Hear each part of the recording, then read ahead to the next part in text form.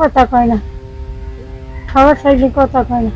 একটা দিন এমনি গোসল করাইছে। আমার ননদ আছে, গোসল করাইছে না করাইছে, আমার ননদের ডাইহাই না আমি হ্যাঁ, খাবার দেয় একবার।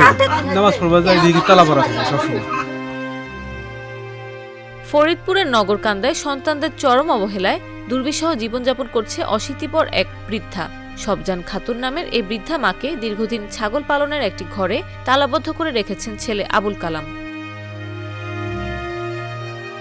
এলাকাবাসী সূত্রে জানা গেছে, উপজেলার শহীদনগর ইউনিয়নের দেলবাড়িয়া গ্রামের মৃত হামিদ শেখের স্ত্রী সবজান খাতুন, তার পুত্রবধূ ও সন্তান বিভিন্ন সময় বৃদ্ধা সবজান খাতুনকে নানা রকম মানসিক ও শারীরিক নির্যাতন করে আসছেন।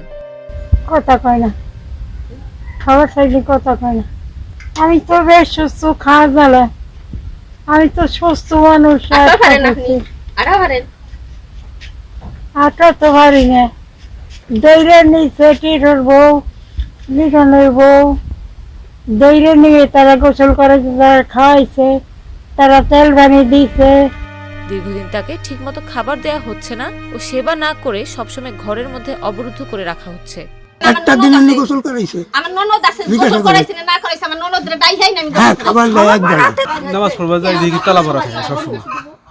এটাই জানি তালা মারা থাকে, নামাজ পড়ি ৫ ওয়াক্ত দেখি এই সময় তালা মারা থাকে। আজকে পাঁচবার পানি খাবার চাইছে রাইতি, একবারও পানি নিয়ে দেখলেন শহীদ দেখা জিনিস, সেগুলো তো হাইটে যাওয়া জিনিস। বয়স কত মহিলা? ৮০-৯০ বছর। এই বিষয়ে ছেলে আবুল কালামের সঙ্গে কথা বলে তিনি বলেন, আমার মাকে আমি যেমন খুশি তেমন রাখবো, তাতে মানুষের কি।